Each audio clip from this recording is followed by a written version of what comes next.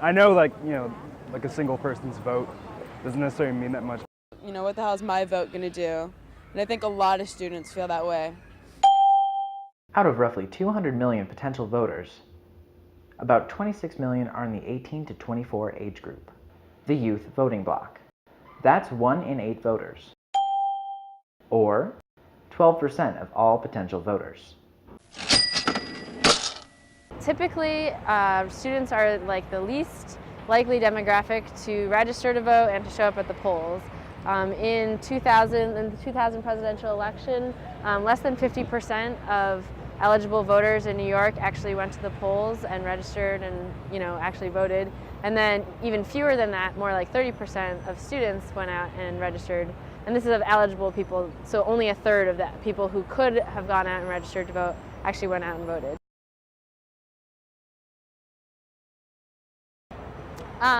In terms of how many people I personally registered to vote, I would say I work with somebody else full-time, and we do this, we've been doing it for a month at the Borough of Manhattan Community College, and the two of us with some student volunteers have registered about 1,100 people to vote.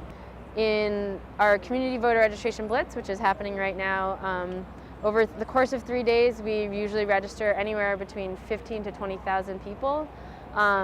And we're located at 15 different sites all across the city. We'll be out here from 7 a.m. till 7 p.m., catching the rush hour commuting traffic. Yeah, I think it's been very successful. The campus that I'm working at, Borough of Manhattan Community College, this is the first year that they've had a NYPIRG chapter. And so I think there were a lot of students on campus that had yet to register to vote. And so we sort of tapped into that, and I think we hit a lot of the students who were eligible to vote and hadn't yet registered. So when we're out here, there is a tendency for people to come to us, which is nice.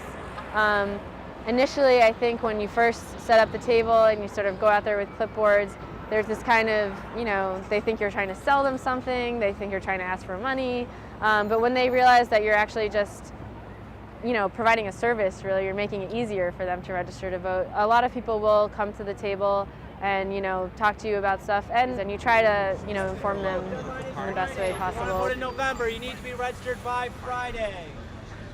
If the only way you could vote, register to vote, was through the mail, I hate to say it, but I'm afraid people our age wouldn't go that far to vote. So the fact that it's so easily accessible, like you have to avoid registering to vote, and that's really great. What I think about it is hugely important. I mean, 1 in 8 people, that's incredible. That's a huge chunk, and that could be the difference in a presidential election, any type of election.